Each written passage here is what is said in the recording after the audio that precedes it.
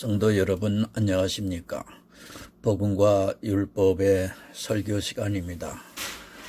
이 시간은 233번째 설교 시간으로 너는 아론의 아들들을 위하여 속옷을 만들며 라고 하는 제목을 가지고 여러분들에게 말씀을 전하고자 합니다.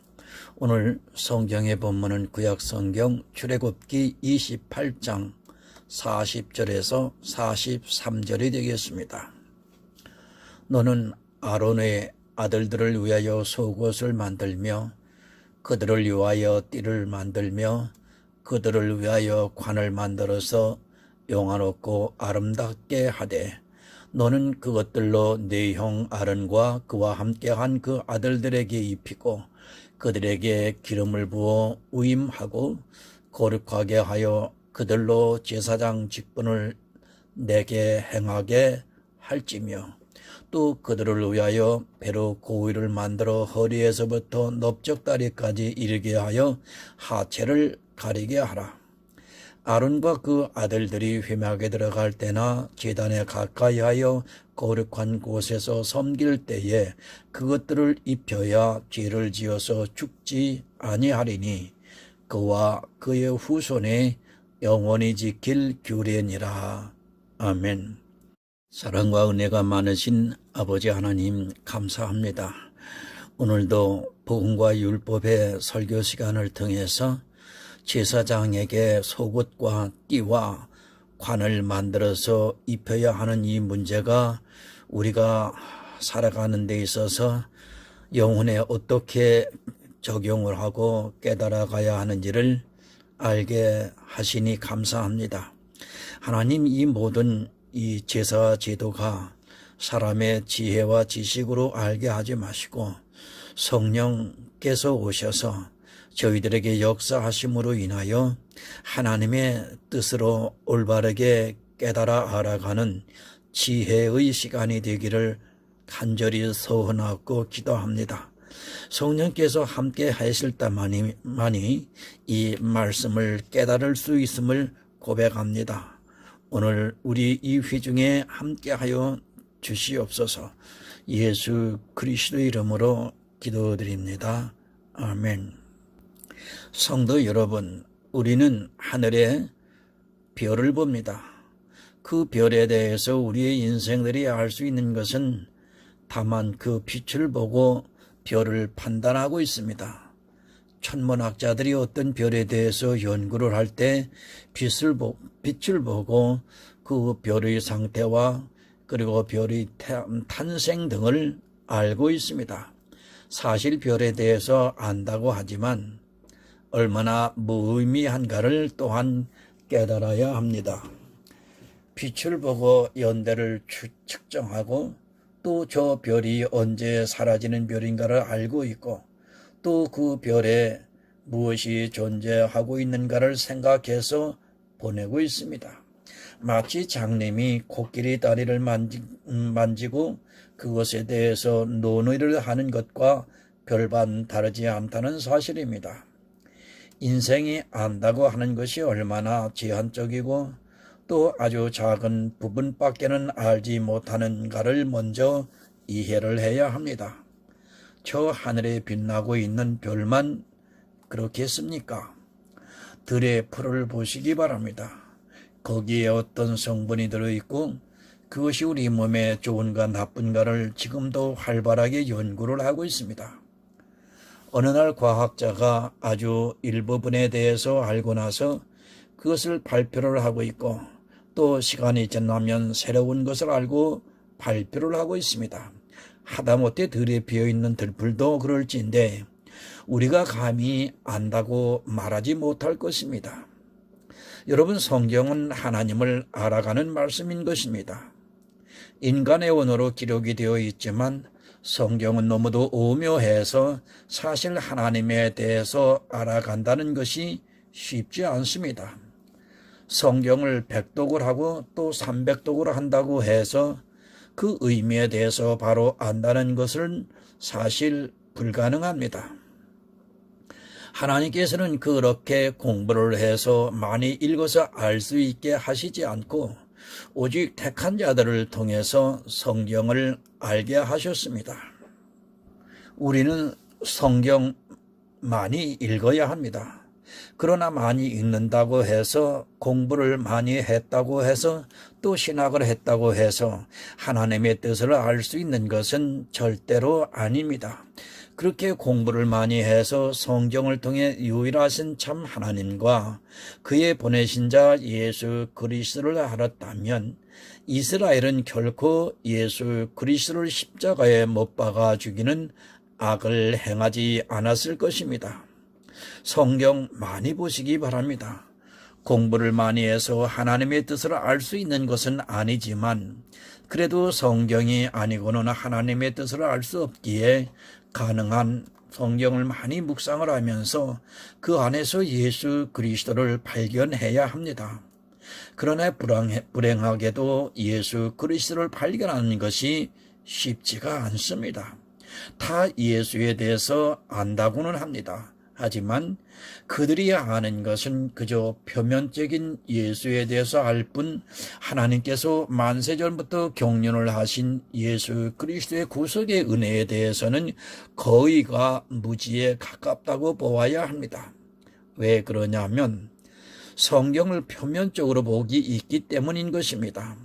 마치 밤하늘에 떠있는 별을 보고 인생의 생각으로 그 별에 대해서 논하는 것과 마찬가지이기 때문입니다. 안개를 보고 있습니다. 특히 구약을 보면서 더욱 안개 속으로 들어가고 있는 것을 보게 됩니다.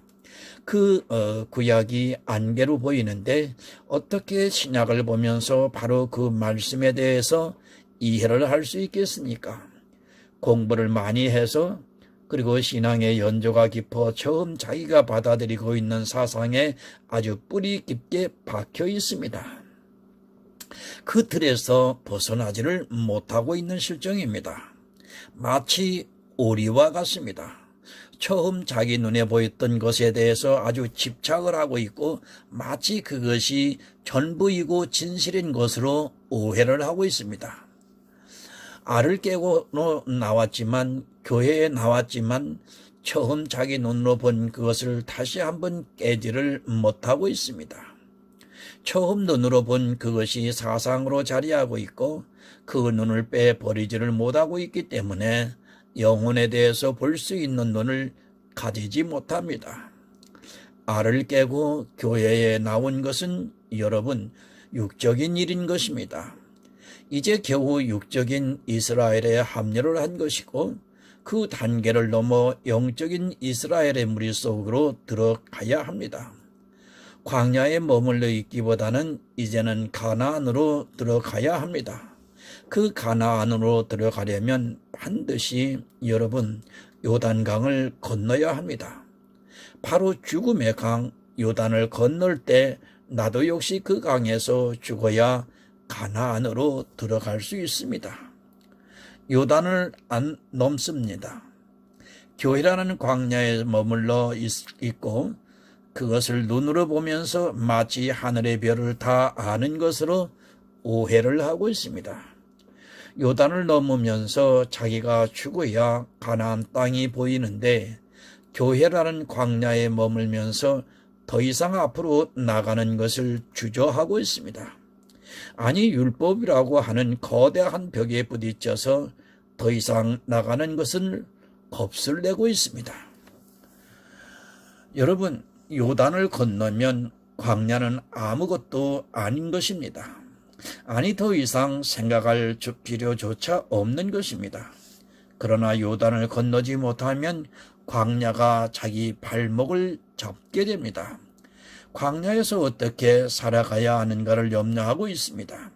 사실 요단을 건넌 사람에게는 광야는 다시 생각할 필요가 없는 것입니다. 그러나 아직도 광야 생활에 대해서 생각을 하고 있고 어떻게 하면 잘 할 수 있을까를 고민하고 있습니다. 아직 요단을 건너지 못했기 때문에 신앙생활에 문제가 되고 있습니다. 요단을 건넌 사람은 이제 자기 기업을 받으면 됩니다. 그러나 요단을 건너지 못한 사람은 아직도 자기 기업을 받기 위해서 자기가 해야 할 일들이 많이 남아 있습니다. 요단을 건넌 사람 입장에서는 광야는 이미 지나온 길에 불과합니다. 그러나 아직 광야에 있는 사람들에게는 아직도 가야 할 길이 남아있는 곳입니다. 예수 그리스도 안에 들어와 있습니다. 예수 안에 있다는 말씀은 이제 가나안에 들어왔다는 말씀인 것입니다. 그러나 예수 안에 있는 것을 받아들이지 못하고 아직도 광야에서 있으면서 구약의 이스라엘을 따라가려고 합니다. 여러분이 하고 있는 신앙생활이라는 것은 사실 광야입니다. 내가 어디에 있는가는 여러분 너무도 중요합니다. 가나안에 있는 사람과 광야에 있는 사람은 생각하는 것이 본질적으로 다르다는 것을 알아야 합니다. 가나안에 들어가 본 사람과 그렇지 않은 사람은 마치 하늘과 땅과의 차이입니다. 그것은 절대 이해할 수 없는 것이며 마치 밤하늘에 있는 별의 빛을 보고 모든 것을 판단하는 것입니다. 그것이 얼마나 어리석은가를 생각해야 합니다.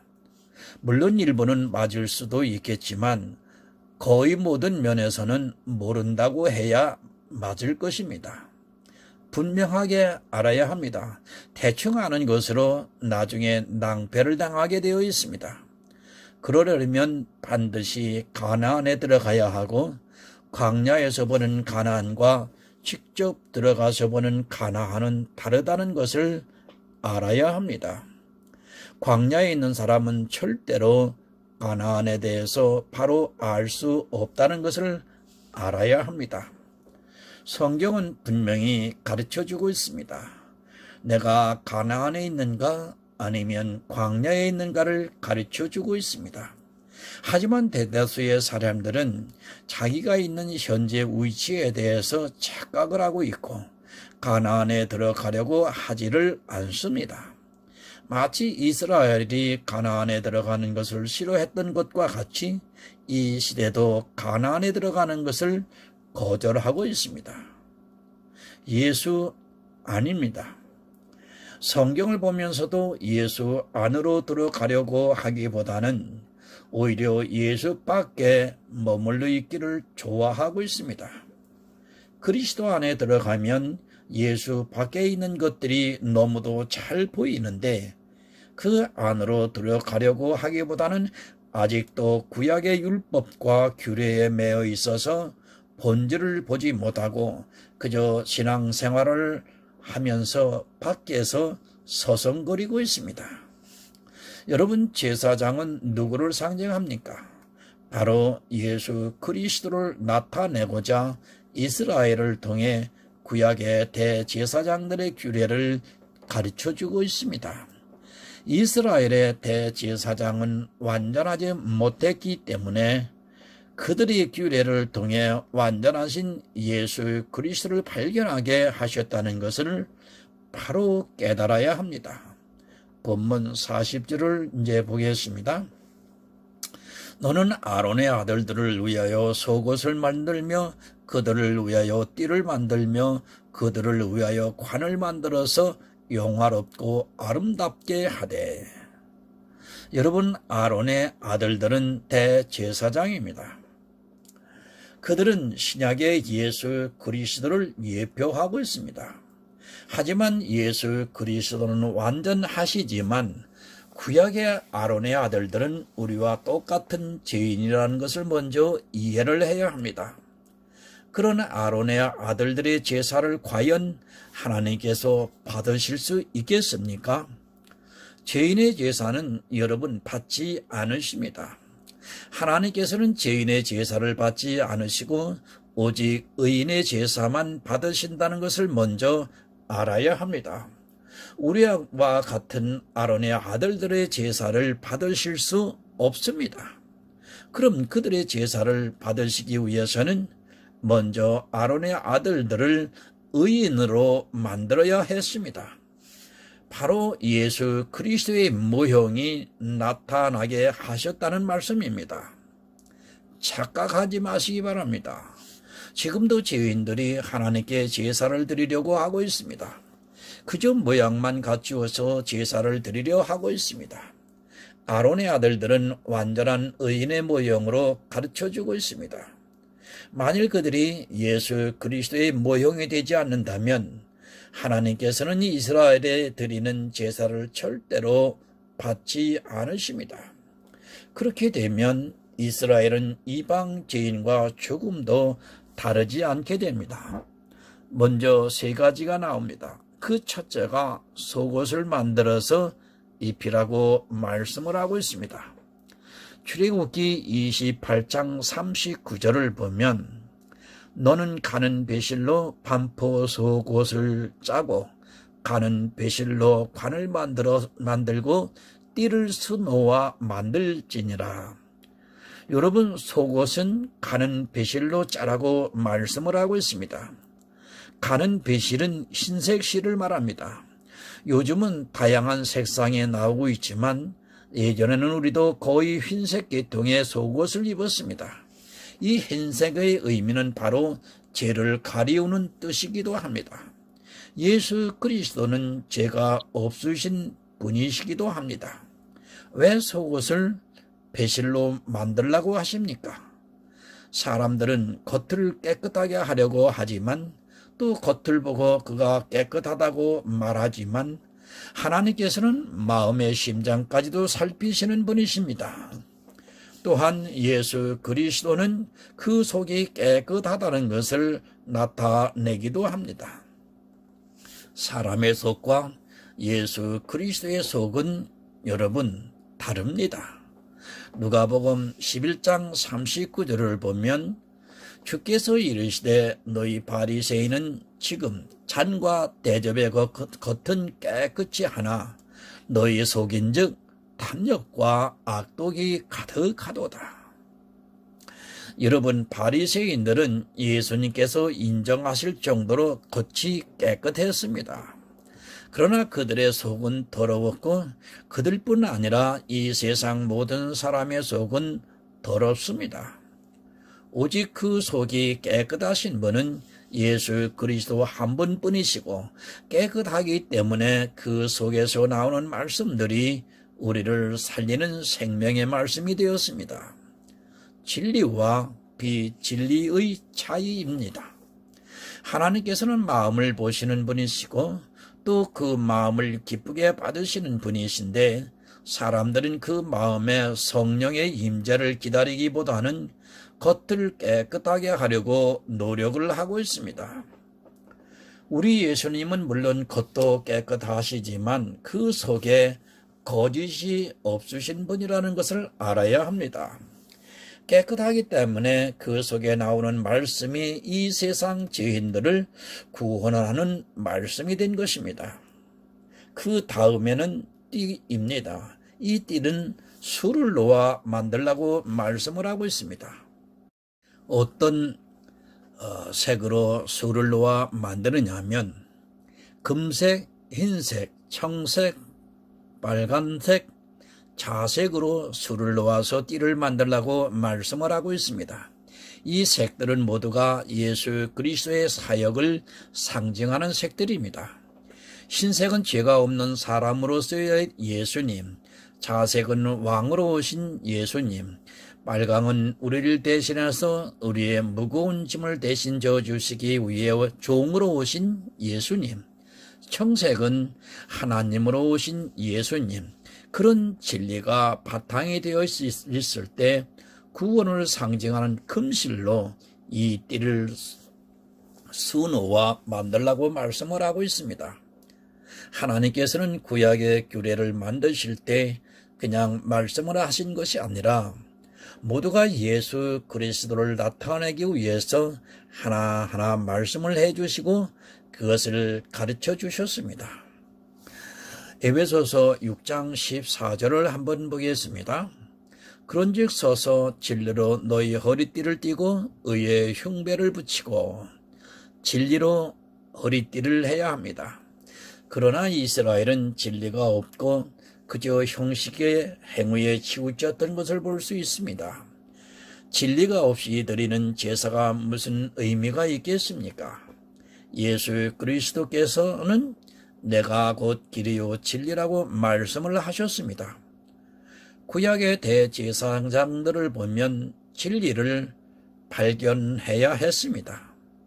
세 번째, 띠는 근사하게 했습니다. 하지만 그들에게서 진리는 없었습니다. 진리가 없는 이스라엘은 하나님께서 말씀하신 그 규례대로 제사장에게 입혔을지라도 그들은 결국 버림을 받을 수밖에 없었습니다. 행위로는 아무리 근사하게 대제사장의 직무를 수행하고 있고 또 모든 사람들이 그것을 보며 하나님의 대제사장이라고 믿을지라도 그들에게 진리가 없다면 그것은 하나님을 절대 기쁘게 해드릴 수 있는 것이 아닙니다. 불행입니다. 진리가 없다면, 더구나 제사를 드리는 대제사장이 진리가 없다면 그것처럼 불행한 일이 어디 있겠습니까? 지금도 교회 안에서 행위의 제사를 드리고 있는데 그들에게서 진리가 사라졌다면 그것은 세상 사람들보다 더 불쌍한 인생이 될 수밖에 없습니다. 이제 세 번째는 관입니다. 이 관은 부활을 상징하고 있고 영원한 생명을 상징하고 있습니다. 예수 그리스도는 생명입니다. 히브리서 2장 9절을 보겠습니다. 오직 우리가 천사들보다 잠깐 동안 못하게 하심을 입은 자, 곧 죽음의 고난 받으심을 인하여 영광과 존귀로 관 쓰신 예수를 보니 이를 행하심은 하나님의 은혜로 말미암아 모든 사람을 위하여 죽음을 맛보려 하심이라. 영광과 존귀로 관을 쓰셨습니다. 예수 그리스도께서는 부활을 하셔서 죽은 자 가운데서 살아나셔서 영광과 존귀로 관을 쓰셨습니다. 만약 우리에게 부활이 없다면, 그것을 믿지 못한다면 그는 하나님을 믿을 자격이 없는 사람입니다. 아론의 아들들을 통해서 그 대제사장을 통해서 우리는 예수 그리스도를 발견해야 합니다. 예수 그리스도를 가르쳐주고 있습니다. 아론의 아들들을 통해서 예수 그리스도께서 대제사장으로 어떻게 하나님께 제사를 드릴 것인가를 가르쳐주고 있습니다. 그러나 이스라엘은 예수를 보지 못했고 역시 이 시대도 이스라엘과 다를 것이 없을 정도로 그런 규례와 율법에 매여 거기서 벗어나오지를 못하고 있습니다. 지금도 구약을 마치 실체인 것으로 오해를 하고 그 규례를 행하려고 하는 것을 보면 참으로 안타깝기만 합니다. 본문 41절을 보겠습니다. 너는 그것들로 네 형 아론과 그와 함께한 그 아들들에게 입히고 그들에게 기름을 부어 위임하고 거룩하게 하여 그들로 제사장 직분을 내게 행하게 할지며. 거룩해야 합니다. 죄인의 제사를 받지 않으시고 받으실 수도 없는 분이 바로 하나님이십니다. 누구만이 거룩한가를 여러분 생각하시기 바랍니다. 인생인 아론의 아들들이 설령 이것을 다 해 입었다 해서 그들이 거룩해질 수 있겠습니까? 아론의 아들들은 어떻게 해도 거룩해질 수 없습니다. 다만 그 아들들을 통해서 거룩하신 예수 그리스도를 발견하게 하려 하신 것입니다.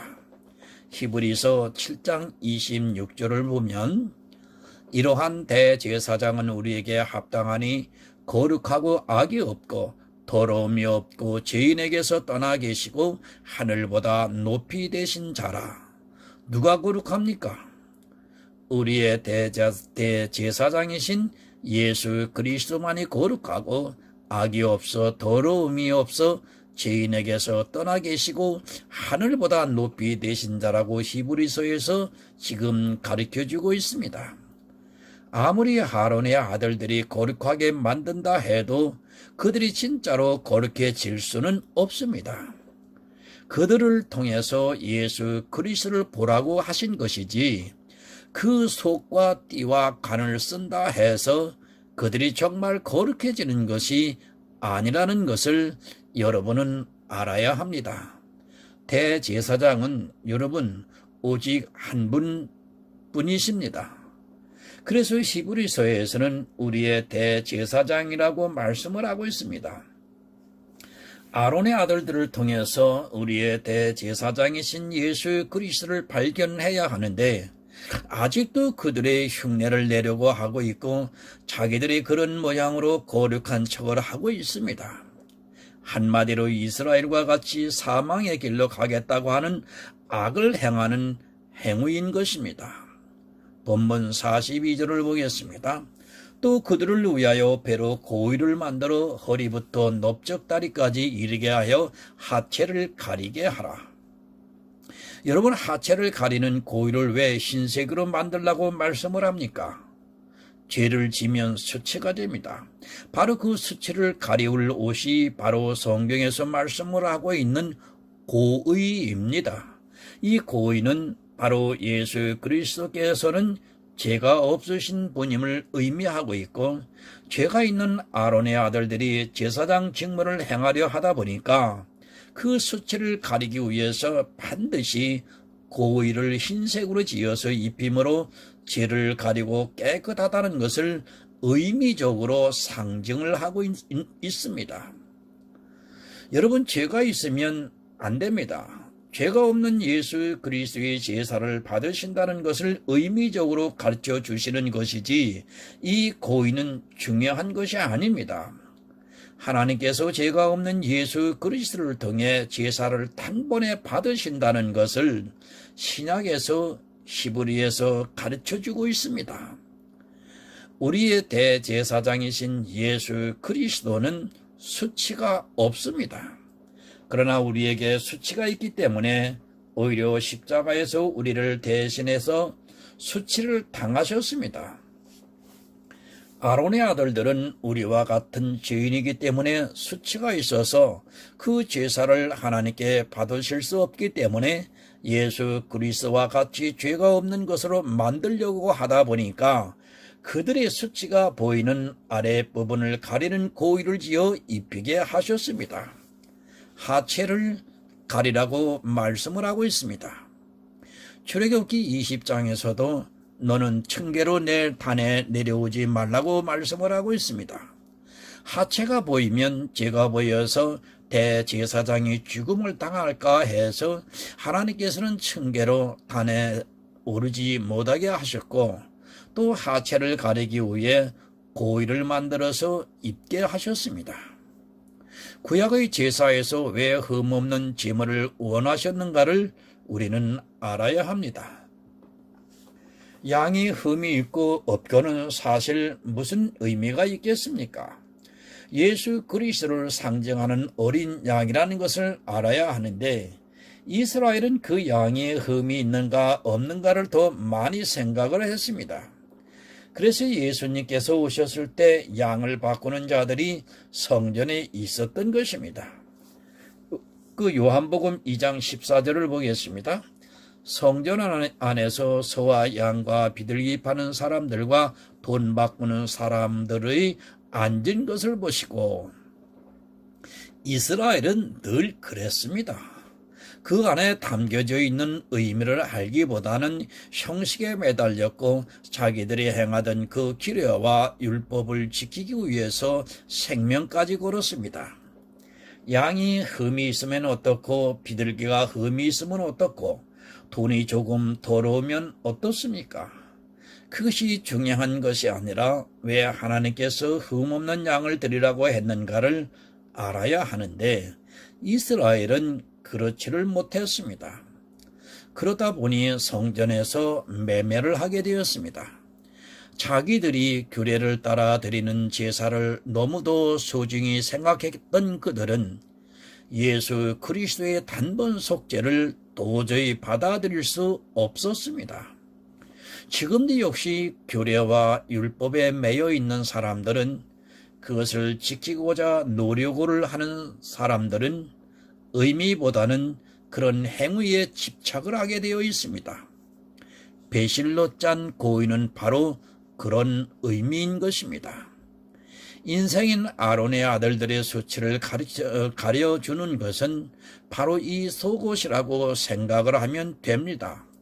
예수 그리스도는 이 속옷과 같이 좀도 흠도 없는 흰색이기 때문에 하나님께서는 예수 그리스도의 단번 속죄, 그 십자가를 기쁘시게 받으셨습니다. 본문 43절을 보겠습니다. 아론과 그 아들들이 회막에 들어갈 때나 제단에 가까이 하여 거룩한 곳에서 섬길 때에 그것들을 입혀야 죄를 지어서 죽지 아니하리니 그와 그의 후손의 영원히 지킬 규례니라.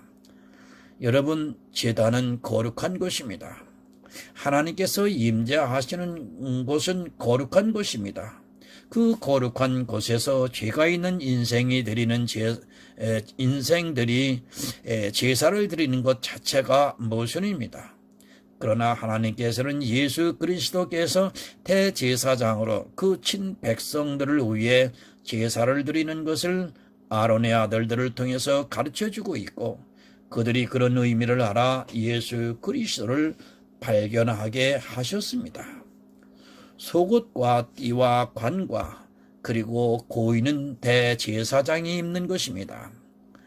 그런 것으로 그들의 깨끗하게 할 수 있는 것이 아니라 그것을 통해 예수 그리스도의 모형을 보여주셨지만 이스라엘은 그것을 깨닫지 못하고 오히려 행위에 점점 깊이 빠져들어가는 것을 볼 수 있습니다.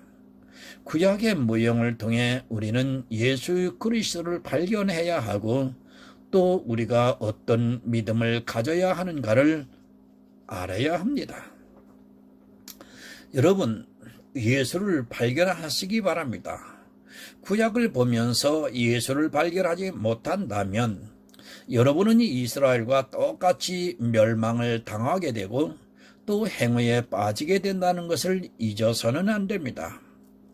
예수를 발견하는 성도만이 바른 믿음을 가질 수 있고 그런 성도만이 천국에 들어가서 영원한 축복을 누리게 될 것입니다.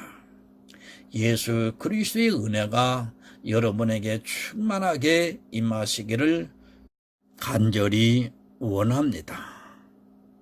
하나님 아버지, 복음과 율법의 시간을 통해서 오늘 제사장들이 입어야 할 옷에 대해서 말씀을 증거했습니다. 이 제사장들이 입는 옷은 바로 예수 그리스도를 나타내는 상징인 것으로 하나님 전했습니다. 오늘날 많은 제사장들입니다. 하나님 앞에 바른 제사장으로서의 역할을 잘 감당하여 구원에 이르는 지혜로운 자들이 될 수 있기를 간절히 소원하면서 예수 그리스도의 이름으로 기도드리옵나이다. 아멘.